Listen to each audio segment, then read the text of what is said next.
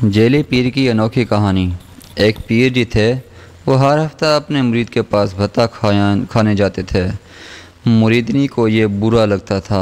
एक दिन मुरीदनी ने अपने शोहर से कहा कि आपका पीर कैसा है, अजान हो जाती है मगर पीर जी को पेट से ही फुर्सत नहीं मिलती। कभी इनसे पूछो कि नमाज भी पढ़ते हो। मुरीद साहब को ये बात माकूल लगी और पीर जी से जाकर कह दिया।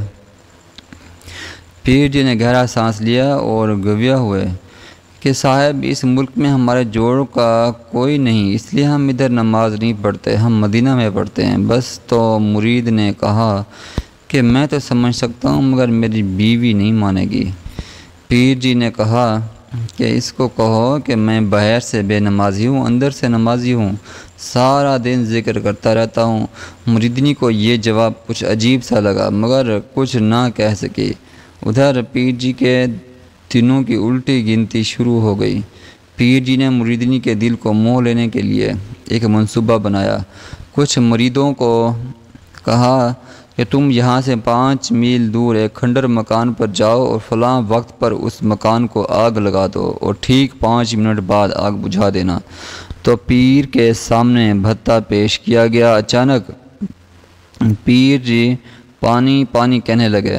मुरीद जी भागे भागे एक गिलास पानी लाए। पीर जी ने कहा, गिलास का काम नहीं, बाल्टियाँ भर के ले आओ।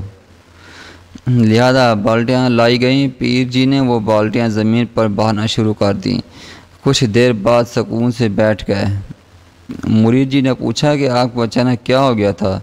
पीर जी ने फरमाया कि यहाँ से 5 मील दूर एक मकान को आग लग गई थी, उसको बुझा रहा था। मुरीद जी ने सुभान अल्लाह कहा और पीर जी पर निसार होने लगे। बीवी से कहा कि तुम मेरे पीर पर शक करती है, देखो मेरे पीर की करामत। मुरीदनी जी ने तहकीक करवाई तो वो वाकई सच था। मुरीदनी भी इतने लोगों का खाना पका पका कर तंग आ चुकी थी।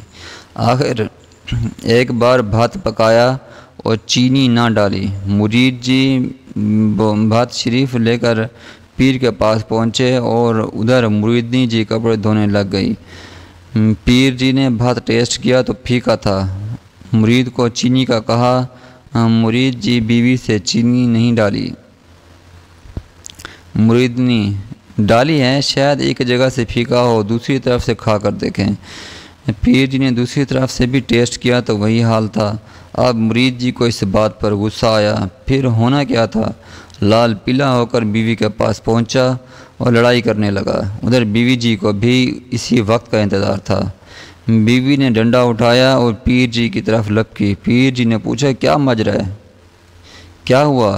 मुरीदनी, क्या होना था, झूठे कमीने, तुझे 5 मील दूर जलने वाले मकान का पता चल गया था मगर सामने पड़े भात के नीचे चीनी का पता नहीं चल सका। चल भाग यहाँ से, आइंदा यहाँ नज़र आया तो पूरे मोहल्ले से पिटाई करवाऊंगी। मुरीदनी की चालाकी पर बेचारे पीर की आंखें फटी की फटी रह गईं। पीर जी ने रुमाल कंधे पर रखा और हारे हुए जर्नैल की तरह मुंह लटकाए वहाँ से रफू चक्कर होने लगे। इतने में मुरीदनी ने अपने बेटे से कहा कि पीर जी से कहो कि जाते जाते मेरी भैंस को बरकत की फूंक लगाते जाइए। पीर जी को हया आ गई।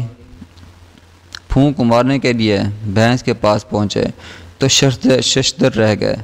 अरे ये क्या, ये तो गधा है, भैंस किधर है बेटा। बेटा अम्मी से, अम्मी भैंस तो नहीं खड़ी। अम्मी जी ने कहा, बेटा पीर जी से कहो कि ये देखने में गधा है मगर अंदर से तो भैंस है। लड़के ने जब ये अजीब बात पीर को सुनाई तो पीर जी ने सुर्ख आंखें निकालते हुए कहा, ये तुम पागल हो। मुरीदनी जी ने कहा कि तुम अंदर से नमाजी हो सकते हो तो क्या गधा अंदर से भैंस नहीं बन सकता। हाय पीर जी।